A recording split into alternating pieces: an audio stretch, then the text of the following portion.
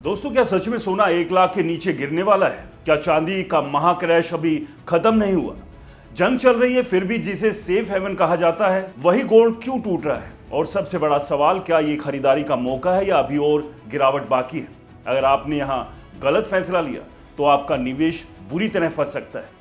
दोस्तों, middle east में तनाव अपने चरम पर है। ईरान और इजराइल के बीच जारी टकराव में संयुक्त राज्य अमेरिका की भूमिका ने हालात को और मुश्किल बनाया हुआ है। आमतौर पर ऐसे हालात में निवेशक सोने और चांदी की ओर भागते, लेकिन इस बार बाजार में पूरी तरह उल्टा रुख देखने को मिल रहा है। 28 फरवरी को जहां 24 कैरेट गोल्ड 1,66,469 रुपए प्रति 10 ग्राम था, वही अब गिरकर 1,34,600 पर आ गया, यानी करीब 32,000 की गिरावट। चांदी की बात करें तो 2,89,848 से गिरकर 2,15,000 रुपए प्रति किलो पर आ गए, जो करीब 88,000 की भारी गिरावट है। अगर हम MCX के आंकड़े देखें तो ये गिरावट और भी डरावनी लगती है। एक ही दिन में गोल्ड करीब 10% और चांदी 11.5% टूट गई।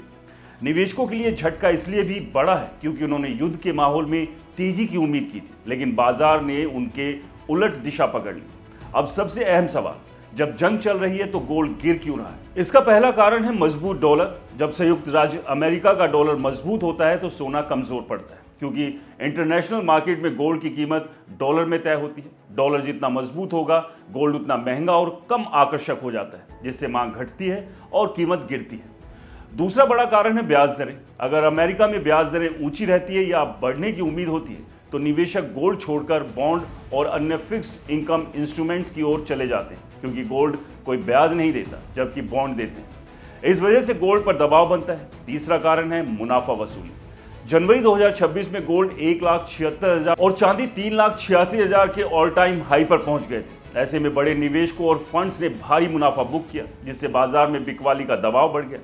यही वजह है कि गिरावट इतनी तेज और लगातार बनी हुई है। चौथा कारण है लिक्विडिटी क्राइसिस। जब वैश्विक बाजारों में अनिश्चितता बढ़ती है तो बड़े निवेशक अपने नुकसान की भरपाई के लिए गोल्ड जैसे एसेट्स भी बेच देते हैं, यानी जो एसेट सेफ माना जाता है वही बिकने लगता है ताकि कैश हाथ में आ सके। पांचवा और सबसे अहम कारण है बाजार की मनोवैज्ञानिक चाल।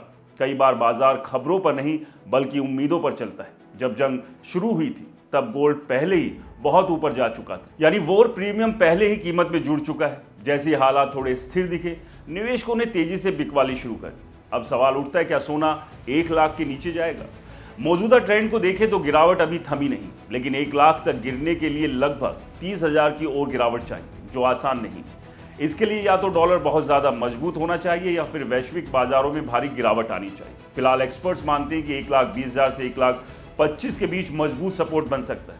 चांदी की बात करें तो इसमें गिरावट ज्यादा तेज होती है क्योंकि ये इंडस्ट्रियल मेटल भी है। अगर ग्लोबल इकोनॉमी स्लो होती है तो चांदी पर ज्यादा दबाव आता है, इसलिए 1.5 लाख तक गिरने की संभावना गोल्ड के मुकाबले ज्यादा मानी जा रही है। लेकिन ये भी पूरी तरह इस बात पर निर्भर करेगा कि आने वाले समय में इंडस्ट्रियल डिमांड कैसी रहती है। अब सबसे जरूरी सवाल, क्या ये खरीदारी का सही मौका है? अगर आप लंबे समय के निवेशक हैं तो इस गिरावट को अपॉर्चुनिटी माना जा सकता है, क्योंकि गोल्ड हमेशा लंबे समय में वैल्यू बनाए रखता है। लेकिन अगर आप शॉर्ट टर्म ट्रेडर हैं तो अभी सावधानी जरूरी है, क्योंकि गिरावट का ट्रेंड अभी खत्म नहीं हुआ। निवेश करने से पहले आपको ये समझना होगा कि बाजार अभी पूरी तरह न्यूज़ ड्रिवन है। मिडिल ईस्ट की एक छोटी सी खबर भी कीमतों को ऊपर नीचे कर सकती है, इसलिए एक मुश्त निवेश करने के बजाय SIP या चरणबद्ध निवेश ज्यादा सुरक्षित रणनीति हो सकता है। निष्कर्ष साफ है, सोना और चांदी अभी दबाव में है, लेकिन ये गिरावट हमेशा नहीं रहेगी। इतिहास गवाह है कि हर बड़ी गिरावट के बाद गोल्ड ने जोरदार वापसी की है। फर्क सिर्फ इतना है कि जो निवेशक सही समय पर धैर्य रखते हैं वही असली मुनाफा कमाते हैं। दोस्तों, आपका क्या मानना है? सोने और चांदी का रुख आने वाले समय में क्या रहने वाला है? कमेंट्स कर अपनी राय जरूर बताएं। इस वीडियो को लाइक करें, शेयर करें, हमारे चैनल को सब्सक्राइब और फॉलो करना बिल्कुल ना भूलें। और हाँ दोस्तों, ये वीडियो जानकारी के लिए, यहाँ निवेश की सलाह बिल्कुल नहीं, इसलिए जहां भी निवेश करें सोच समझ के करें। नमस्कार।